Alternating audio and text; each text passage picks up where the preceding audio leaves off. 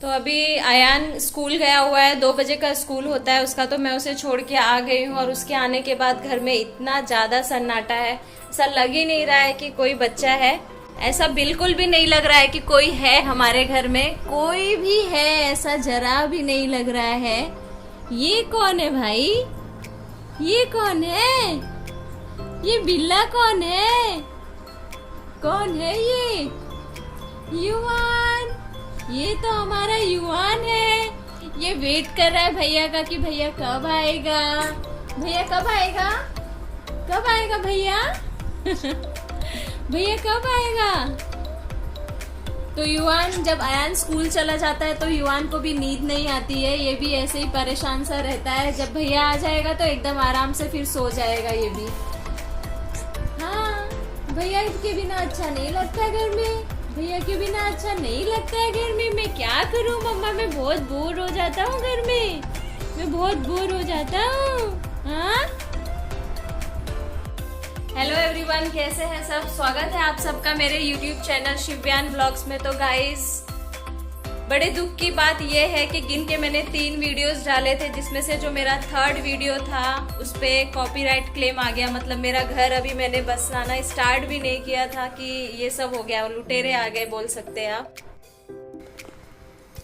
तो फिर मैंने गूगल सर्च किया इस कॉपीराइट क्लेम के बारे में, तो बहुत सारी चीज़ें देखी। मतलब इतना मुझे समझ में नहीं आ रहा था एक दो वीडियोस देखने के बाद।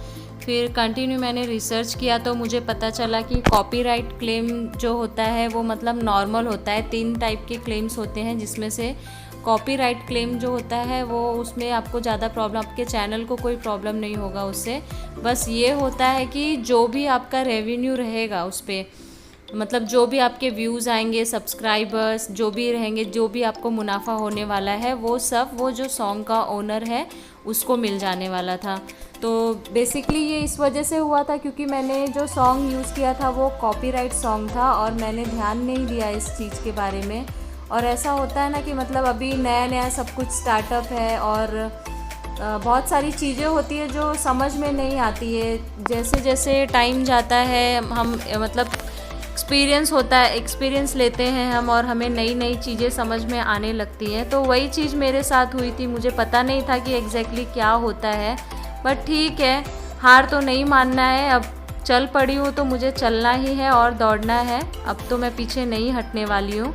तो फाइनली मैंने जो भी सेटिंग्स होती हैं थोड़ी बहुत जो भी है, जो मैंने गूगल सर्च करके मुझे जो पता चला मैंने चेक किया वो सब। तो उसमें जैसे जैसा उन्होंने बताया था उसके हिसाब से मैंने सब कुछ सेटअप कर दिया है। तो देखते हैं अब आगे क्या होता है। बट आगे से इन चीज़ों का ध्यान रखूँगी। कोई भी हो यार, मतलब कोई भी चीज़ हो, जब आप नई नई शुरुआत करते हैं तो बहुत सारी डिटेल्स लेके भी भले से शुरुआत करते हो, लेकिन बहुत सारी चीज़ें छूट जाती हैं। तो वही मेरे साथ हुआ है। तो अभी अयान को छोड़ने के बाद जो 2 घंटे 3 घंटे का मेरे पास टाइम होता है, अगर युवान सो रहा है तो मुझे थोड़ा सा आराम करने मिल जाता है, लेकिन अगर वो जाग रहा है तो फिर चालू रहता है, मतलब कंटिन्यू। उसके साथ फिर टाइम कैसे बीत जाता है पता भी नहीं चलता और वापस से अयान को लाने का टाइम हो जाता है। तो अयान अभी खेल रहा है, सुलाया था मैंने उसे थोड़ी देर के लिए। जब से मम्मा आए हैं तो मम्मा उनका ध्यान रखते हैं युवान का, तो फिर मैं उसे अयान को छोड़ने के लिए स्कूल चली जाती हूँ।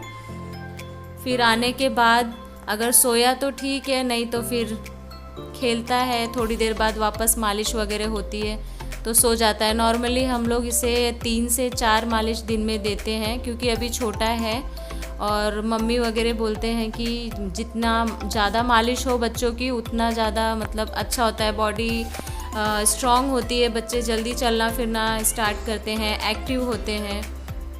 तो अभी युवान जाग रहा है, इसलिए मैंने सोचा मेरे पास जो थोड़ा बहुत टाइम बचा है उसमें मैं शिवाय के कपड़े सेट कर लेती हूँ।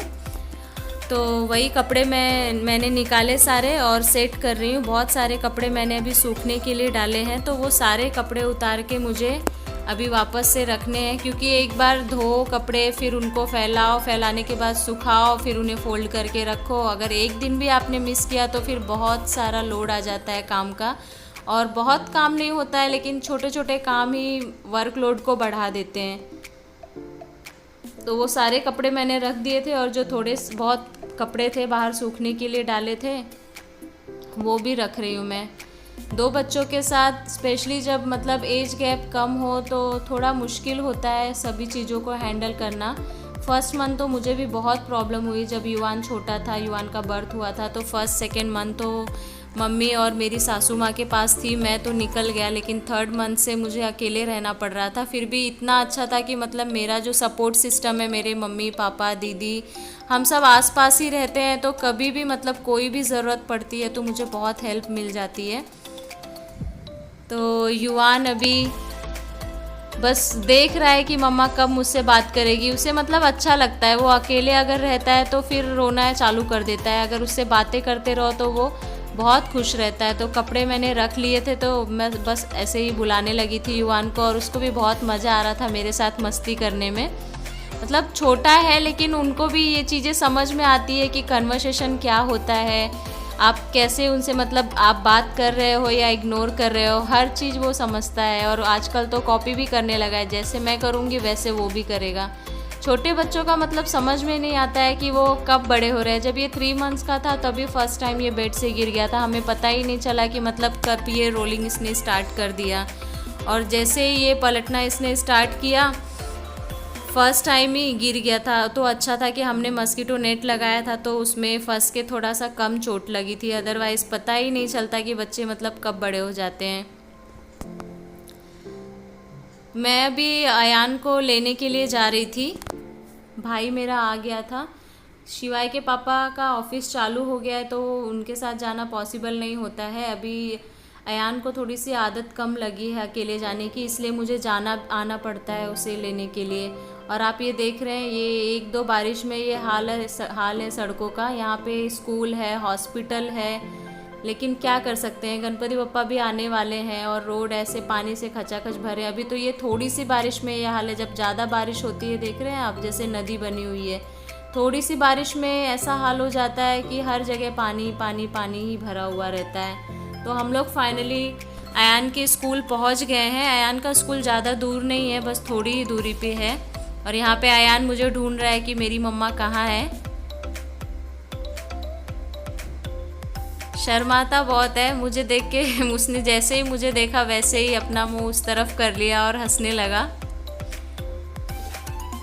बच्चे बहुत खुश हो जाते हैं जब छूटने का टाइम होता है। सुबह जाता है तो एकदम मुंह बना के जाता है, आते हुए एकदम खुश हो जाता है कि हाँ अब तो घर जाना है। अब यूज्ड टू हो रहा है स्कूल का धीरे धीरे।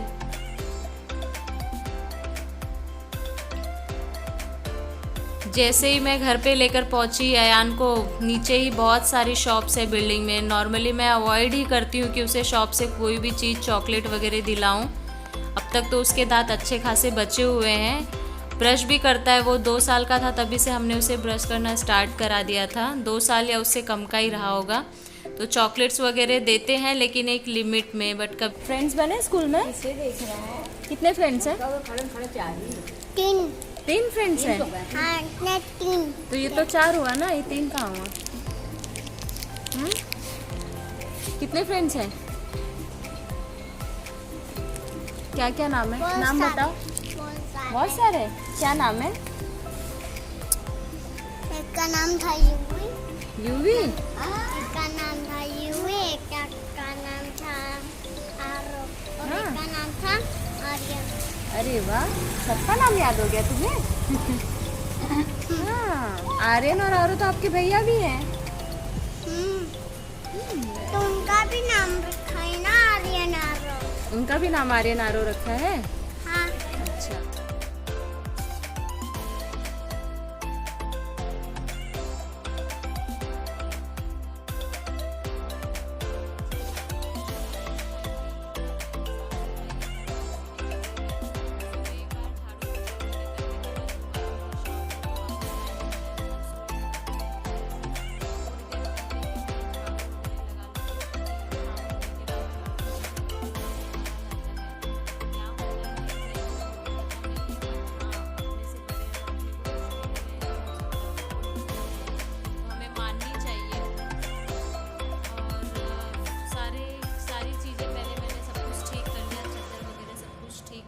बाद अभी झाड़ू लगा रही हूँ। अयान और युवान अपने मामा के साथ खेल रहे हैं हॉल में, तो मुझे टाइम मिल जाता है फिर इसके बीच में ये सब चीज़ें करने का।